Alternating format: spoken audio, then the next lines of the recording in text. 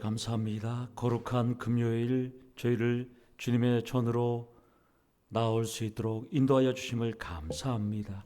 부족한 우리들을 하나님의 자녀 삼아 주시고 귀한 교회에서 신앙생활할 수 있도록 하나님 우리를 세워 주셨사오니 하나님 우리를 하나님의 영광의 도구로 사용하여 주시었고 오늘도 하나님의 그 은혜의 깊은 풍성한 은혜의 자리에 머무를 수 있는 귀한 시간 될 수 있도록 하나님께서 역사하여 주셔서 우리의 기도 제목마다 우리 하나님 간구하는 소원마다 우리 하나님 연락하셔서 속히 시행하시고 응답하여 주시옵소서. 말씀을 통하여 은혜 받는 귀한 시간 될 수 있도록 하나님 역사하여 주시옵소서. 예수님의 이름으로 기도드리옵나이다. 아멘. 오늘 우리에게 주시는 말씀은 민수기 35장 29절에서 34절까지입니다. 민수기 35장 29절에서 34절까지입니다. 구약성경 257면에 민수기 35장 29절 34절 말씀 우리 교도가시고 34절은 함께 읽도록 하겠습니다. 이는 너희의 대대로 거주하는 곳에서 판결하는 규례라.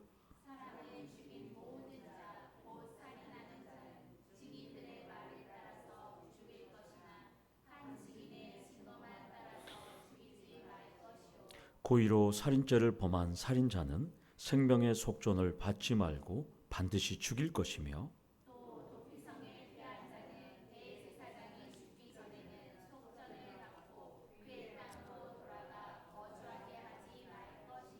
너희는 너희가 거주하는 땅을 더럽히지 말라.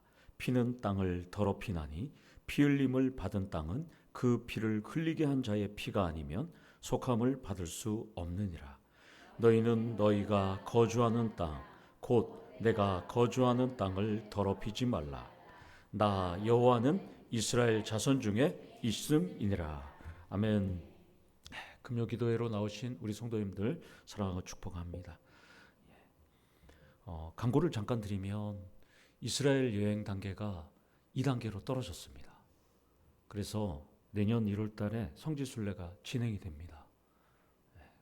3월 초에 바로 지금 두루 여행사 사장님께서 지금 비행기 티켓을 지금 확보하고 있어요. 그러면 저희 교회는 내년 1월 달에 갈 수 있도록 본인이 추진하고 지금 가려는 교회들은 3, 4월 달에도 지금 가려고 지금 막 하고 있답니다. 그래서 여러분들 지금 마음을 잘 준비하셔서 내년에 꼭 간다는 것 기억하셔서 내년 일정 잘 비워두셔서 준비하도록 하고요. 3월 달 내로 초 내로 두루 여행사 사장님께서 내려와서 여기서 설명회 하고 또 금액 결제까지 하니까 잘 준비하시면 좋겠습니다. 또 가신다는 분들이 또 안 가시면 안 되니까 다 가셔야 됩니다. 그래서 잘 준비하셔서 가면 좋겠습니다. 그저께 한국의 대표 지성이었던 말년에는 기독교 영성으로 회심했던 이어령 초대 문화부 장관의 3주기 추모식이 있었습니다. 그 추모식이 한국을 대표하기 때문에 서울 서초구 국립중앙도서관에서 추모기가 열렸어요. 저는 이분의 인문학과 신학을 뛰어넘는 철학을 저는 되게 좋아합니다.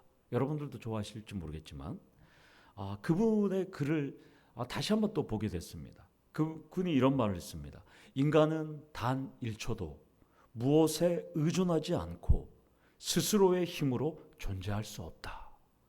공감하십니까? 인간은 단 1초도 혼자 스스로 할 수 없고 무언가에 의존할 수밖에 없다. 그 무언가가 누굴까요? 이효령 선생님이 말했던 그 무언가는 하나님입니다. 하나님. 이 고백은 심금을 울리는 것 같아요. 항암 치료를 거부하고 또 인터뷰 형식으로 출간한 마지막 수업이라는 이 책을 보면 관념론을 써서 전 세계의 모든 세계를 지금도 지배하고 있는 독일의 철학자 헤겔이 아주 똑똑한 것 같고 다 멋있는 것 같지만 그의 가정생활과 그의 사회생활은 썩 성공하지 못했어요. 지식적으로는 똑똑했지만. 그래서 이효령 교수님은 이렇게 말합니다. 헤겔을 사례를 들면서 성공한 사람들을 뒤집어 보면 다 실패자들이다. 양면이 있다 이렇게 말합니다. 그러고 보면 다 이면이 있어요. 여러분들, 성공한 기업인 줄 알았는데 알고 봤더니까 둘째 부인이 있고 또 처자식이 있었죠. SK 최태원 회장님 같은 분들, 저명한 학자인 줄 알았는데 신정아라는 그 희대의 학력 위조 범하고 또 그런 일이 있었고요.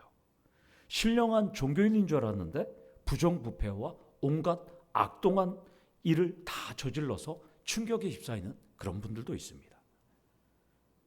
그러나 단 한 분만은 앞으로 보고 옆으로 보고 뒤로 봐도 완벽합니다. 누굴까요? 완전하신 예수님입니다. 예수님은 흠잡을 데가 없어요. 앞으로 봐도 뒤로 봐도. 오늘 이 밤에 금요일이니까 예수님께 기도하면서 응답받는 우리 성도들 되기를 축원합니다. 본문은 왜 완전하신 하나님께서 인간이 되셨는가에 대한 의문점의 힌트를 주는 내용입니다. 지난주 살펴본 도피성 제도의 연장선이기도 합니다. 고의든 실수든 사람을 죽인 자를 판결하는 규례에 대한 내용입니다. 30절을 보면 판결할 때 증인은 한 사람으로 부족하다고 합니다. 당연한 말씀이죠. 사람의 생명과 자유와 또한 명예가 달린 중요한 재판에서 단 한 사람의 증언으로 그 사람을 판단한다면 공정성을 담보할 수 없기 때문입니다. 무엇보다도 사람들은 증인을 돈으로 매수할 수 있잖아요. 그리고 각종 이익을 약속한 다음에 거짓 증언을 시킨다면 유전무죄, 무전유죄가 될 수 있다는 것이죠. 정의가 왜곡될 수 있다는 것입니다. 그래서 신명기 17장 6절에 보면 사형을 할 때는 한 사람의 증언을 듣지 말고 두세 사람의 증언을 반드시 듣게 되어 있습니다. 율법은. 여기서 첫 번째로 결정적인 순간에는 여러분들도 신중하셔야 되는 거예요. 기도할 때도 정말 이것이 옳은 기도인가? 또 오늘 기도하실 때 이것이 정말 하나님이 원하시는 기도인가? 여러분들도 한번 생각해 보셔야 되는 것이죠. 물론 어린아이처럼 우리 여기 채훈이 앉아있는데 채훈이처럼 그냥 생떼를 부르듯이 하나님 앞에 기도할 수는 있어요.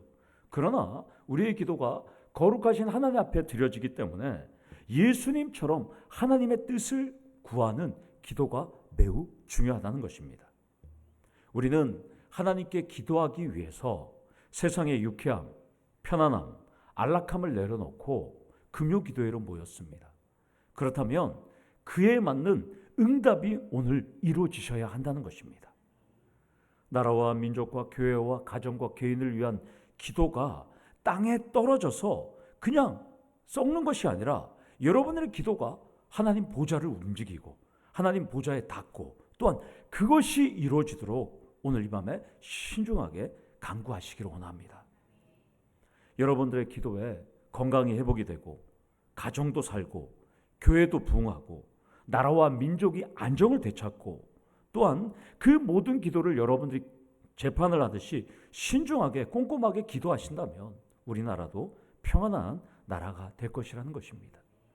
특별히 우리 교회의 부흥과 성장의 모판이 이 바로 금요비전 기도회입니다. 저는 이 금요비전 기도회를 정말 여러분들과 함께하기 때문에 놓을 수가 없는 거죠. 여러분들, 많은 교회들이 금요비전 기도회를 하지 않는 교회들이 상당히 많습니다. 그러나 우리 교회의 성장의 모판, 부흥의 모판은 이 금요기도회라는 것을 믿고 여러분들 이 밤에 기도하셨을 때 그 열매가 현실이 되기를 간절히 축원합니다. 제가 설교를 준비하면서 하나님 참 꼼꼼하시다. 재판하는 규례까지 이렇게 세부적으로 꼭 알려주셔야 할까? 감사하면서도 반면에 이런 생각이 들었어요. 감사하는 마음 반은 얼마나 인간이 더럽고 추하겠으면, 왜곡이 얼마나 심했으면 하나님께서 이렇게 꼼꼼하게 알려줄까? 그런 생각을 했어요. 그러면서 제가 정말 인간이 똑바로 재판을 못할까? 다시 한번 제가 자료를 찾아봤어요. 2023년 기준으로 우리나라입니다. 변호사도 많고 아주 로펌도 많은데 2023년 기준으로 재심 무죄 피고인 보상액이 436억 8천만 원입니다. 판결이 잘못됐다는 것이죠.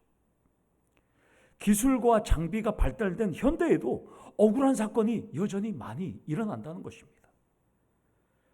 죄인을 처벌하는 것은 사회 질서 유지와 안정 차원에서 필요한 것은 분명합니다. 그러나 하나님은 억울한 피해자가 생기는 것을 알기 때문에 지금 이렇게 사전에 차단하는 지금 내용을 주셨습니다.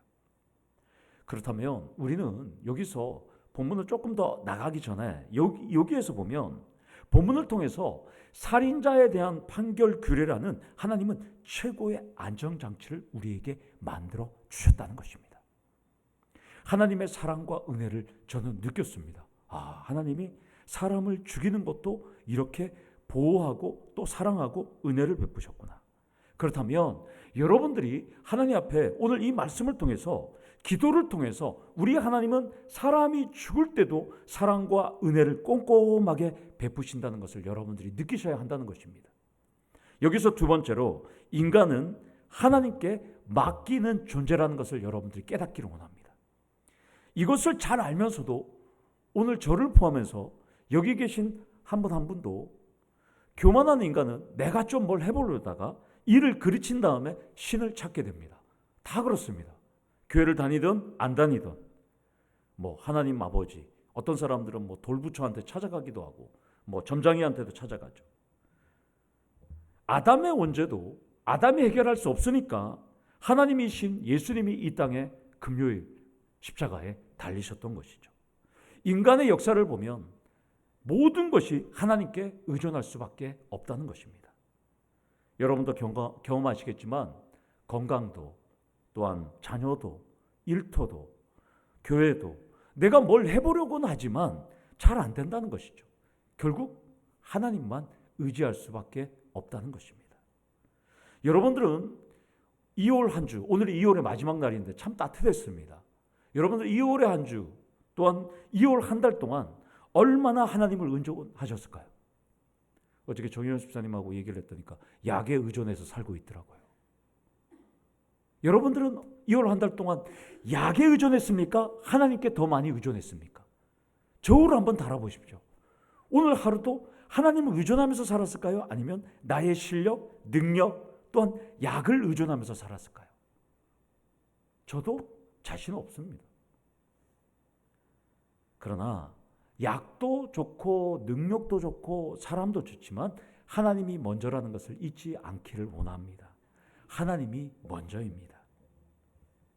이어령 교수님의 책을 어저께 다시 한번 이렇게 보면서 이어령 교수님이 이렇게 말씀하시더라고요. 인간이 죽기 전에 할 수 있는 유일한 일은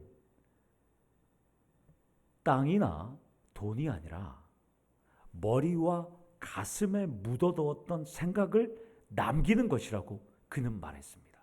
그러면서 그분이 항암 치료를 거부하고 마지막 수업이라는 것을 책을 대화 형식으로 저술하게 되었습니다. 그렇다면 저는 그게 정답인 것 같아요. 하나님도 우리에게 이렇게 말씀을 지금 살아계신 말씀을 주셨기 때문에 우리가 이 말씀 속에 푹 젖어서 살고 있잖아요. 여러분들의 제가 늘 얘기하지만 여러분들도 하나님께 의존했고 또한 하나님께 의존해서 은혜를 받고 기적이 일어났던 것들을 여러분들이 다 적어 보십시오. 그것을 적어서 자녀들과 손주들에게 한번 남겨보십시오.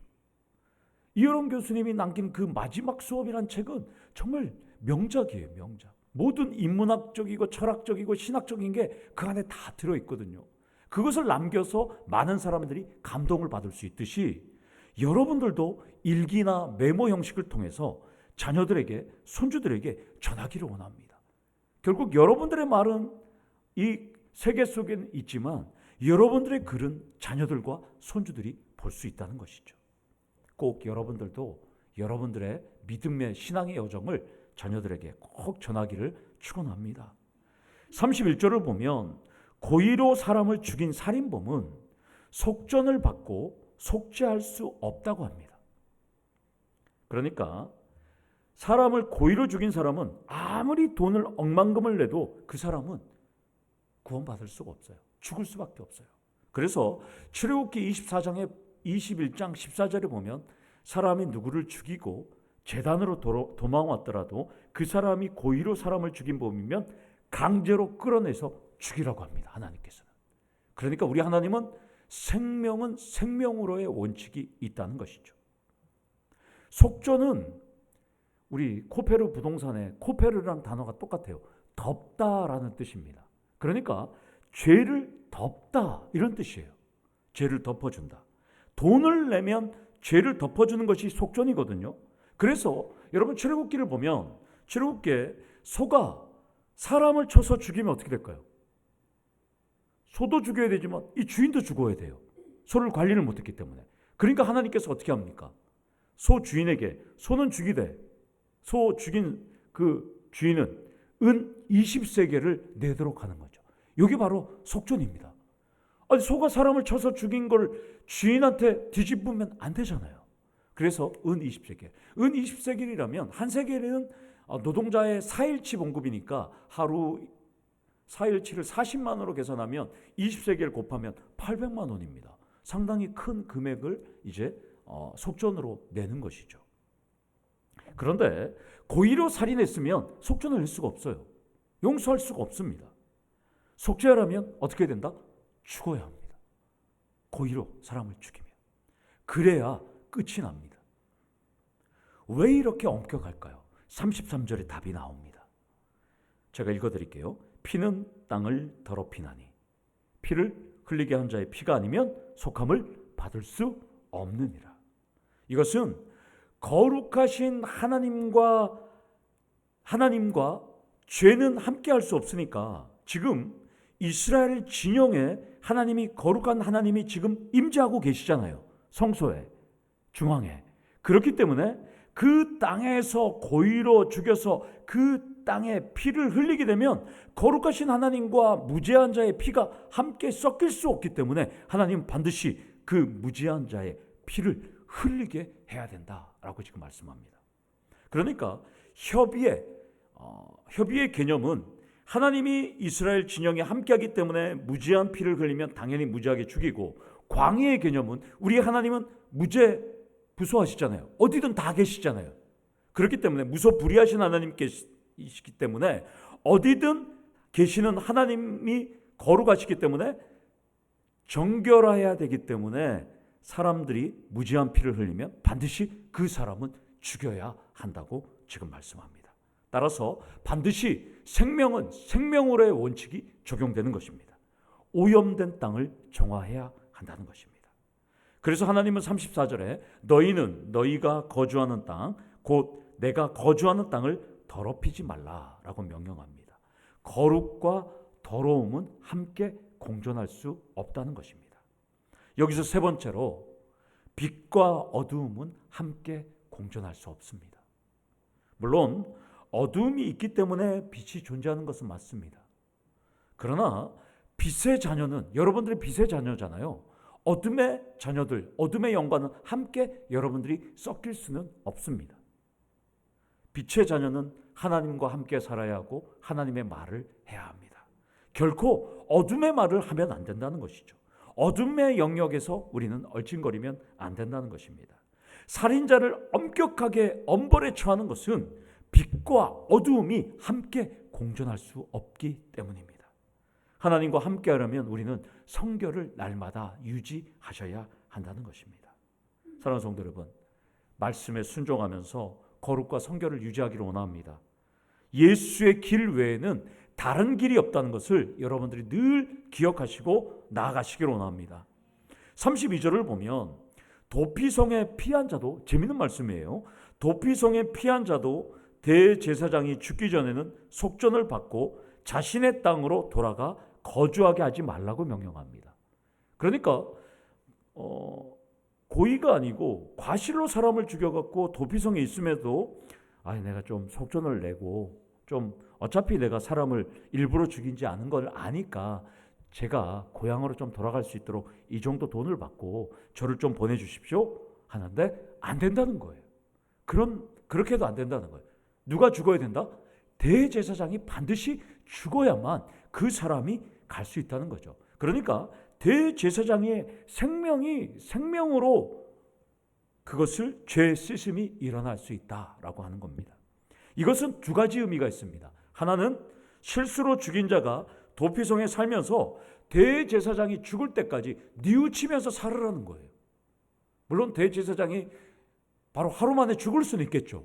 그러나 대제사장이 죽을 때까지 이 사람은 죄를 회개하면서 살아가는 거예요. 고의로 내가 죽이진 않았어도 그 사람이 죽었기 때문에 하나님 앞에, 그리고 그 가족들 앞에, 그 사람의 생명 앞에 늘 회개하면서 살아라는 의미가 한 가지가 있고요. 또 하나는 대제사장이 죽을 때까지 죄를 뉘우치면서 자유와 해방의 날을 손꼽아서 기다려야 한다는 의미가 있습니다. 그러니까 중요한 것은 해방인 거예요. 도피성에 있으면서 나는 해방의 날이 있을 거야 라고 손꼽아서 기다리는 것입니다. 여기서 마지막 네 번째로 본문을 통해서 우리가 깨달을 수 있는 것은 회개의 선물은 보장되어 있다는 것입니다. 회개하지 않아서 문제지 예수 믿고 회개하면 천국행도 보장되고 이 땅에서도 잘 되는 겁니다. 그러니까 이 밤에 기도할 때 우리가 말씀대로 살지 않았던 부끄러웠던 나의 삶을 예수의 피로 덮어달라고, 성령의 불로 태워달라고 여러분들이 기도하셔야 한다는 것입니다. 지금도 하나님의 거룩한 땅에 빛과 어둠이 함께 공존하고 있습니다. 우리는 지금 이렇게 기도하고 있지만 또 이 포항의 어느 시내에서는 나이트클럽에서 막 불야성이 이루고 있겠죠. 그리고 지금 이 밤에도 고의적인 살인이 어딘가에서 또 일어나고 있겠죠. 그리고 지금 어딘가에서는 악독과 불의가 일어날 것입니다. 그럼에도 불구하고 처벌되기는커녕 방조되고 묵인되고 있는 것이 이 땅의 현실입니다. 그러니까 하나님은 홍수로 땅을 쓸어버리기도 하고 불과 유황으로 태워버리기도 하고 그리고 이스라엘 민족으로 그 가나안 민족을 진멸하기도 하지만 여러 방법을 하나님이 썼지만 인간 참 독합니다. 거룩하게 살아야 할 이스라엘 민족조차 추악하고 패악한 죄를 저질렀다는 것입니다. 소의 형상을 만들어서 하나님이라고, 바알을 하나님이라고 부르고, 또한 물고기 형상을 갖고 하나님이라고 블레셋처럼 다곤 신상을 만들기로 하는 것입니다. 결국 이 땅의 오염을, 죄를 씻기 위해서는 예수님밖에 올 수 없었습니다. 생명은 생명으로의 원칙이었습니다. 대제사장이 한 명 죽으면 그 도피성에 피했던 사람들이 겨우 회복이 되지만 또 새로운 도피성에 오는 사람들이 오면 또 대제사장은 죽어야 되는 거죠. 그러나 영원한 대제사장이신 예수의 피 한 번으로 모든 것이 다 해결되었다는 것입니다. 오늘은 예수님이 십자가에 달린 성금요일입니다. 전후 좌우의 사람 때문에 죄가 아니라 먼저 나의 죄 때문에 무죄하신 예수님이 십자가에 달려 돌아가셨구나 인정하는 시간 되기를 원합니다. 여러분들의 생명을 살리기 위해서 자신의 생명을 포기할 수밖에 없었던 그 예수님 앞에 여러분들의 거짓과 교만한 마음을 다 용서해달라고 기도하는 우리 성도들 되기를 원합니다. 아담과 하와가 에덴 동산에 살고 있을 때 하와는 언제나 남편의 사랑을 확인하기 위해서 이렇게 물었답니다. 아담, 나 사랑해? 그러자 아담은 이렇게 말합니다. 달콤하게. 사랑하지. 그러니까 하와가 너무 행복해요. 다시 하와가 묻습니다. 아담, 나 사랑하지? 그러니까 남편이 그럼 당연히 사랑하지. 이렇게 말합니다. 깨가 쏟아집니다. 그런데 하와는 다시 물어봅니다. 아담, 나 사랑해? 그러자 아담이 화가 납니다. 이렇게 말했어요. 뭐라고 얘기했을까요? 네? 아까 말했잖아. 그렇죠. 그럼 너 말고 누가 또 있어? 이렇게 얘기했답니다. 그때부터 남녀 갈등이 시작된 것 같아요. 우리 옆에는 보이지 않는 하나님이 있습니다. 그 하나님은 태초부터 여러분들을 사랑하셨습니다. 과거에도 사랑하셨습니다. 오늘도 사랑하셨습니다. 내일도 사랑하셨습니다. 오늘 이 밤에 한번 물어보세요. 하나님, 저 사랑하세요? 사랑해. 하나님, 저 사랑하세요? 사랑해. 우리 하나님은 거부하지 않는 하나님입니다. 하나님은 여러분들을 한결같이 사랑하시는 하나님입니다. 그렇기 때문에 도피성 제도를 만들었고 예수님을 이 땅에 보내셨다는 것입니다. 그것을 성경이 증언하고 믿음의 선배들도 증언하고 저도 증언합니다. 예수님은 죽음으로써 사랑을 증명하셨고 죽음으로써 부활이라는 사랑의 열매를 거두셨습니다. 사랑하는 성도 여러분, 우리의 생명을 살리기 위해서 생명의 속전이 되신 예수의 피를 의지하면서 나의 모든 죄를 고백하는 기도를 하시기를 원합니다. 회개하면 선물은 보장되어 있습니다. 나의 삶을 예수의 피로 덮어달라고, 나의 건강을, 나의 문제를 예수의 피로 회복시켜달라고 기도하기를 원합니다. 여러분들의 기도로 오늘 이 밤이 오순절 마가다락방 같은 성령의 불이 여러분 한 사람 한 사람에게 불의 혀들처럼 임하기를 원합니다. 그럴 때 여러분들의 질병, 육신의 문제, 여러 가지 건강의 문제, 또한 우리 교회의 여러 가지 일들이 우리 하나님께서 해결해 주시는 그 놀라운 축복을 우리가 다 같이 지켜보시는 우리 성도님들 되기를 간절히 축원합니다. 우리 다 같이 기도하시겠습니다. 하나님 아버지, 감사합니다. 부족한 우리들을 여기까지 불러주시고 주의 은혜 안에, 사랑 안에 우리가 살아갈 수 있도록 인도하여 주심을 감사합니다. 아버지 하나님, 이 시간 예수 그리스도의 피를 의지하며 하나님 앞으로 나아갑니다. 하나님, 기도할 때 이 시간 성령의 불을 우리에게 허락하여 주셔서 우리 안에 있는 모든 문제, 우리 안에 있는 갈급함, 우리 안에 있는 허전함, 상한 심령, 우리 하나님 만져주시고 싸매어주시고 여호와 하나님 앞에 영광 돌릴 때 이 밤에 하나님의 큰 불을 경험할 수 있도록 하나님 역사하여 주시옵소서. 예수님의 이름으로 기도드리옵나이다. 아멘.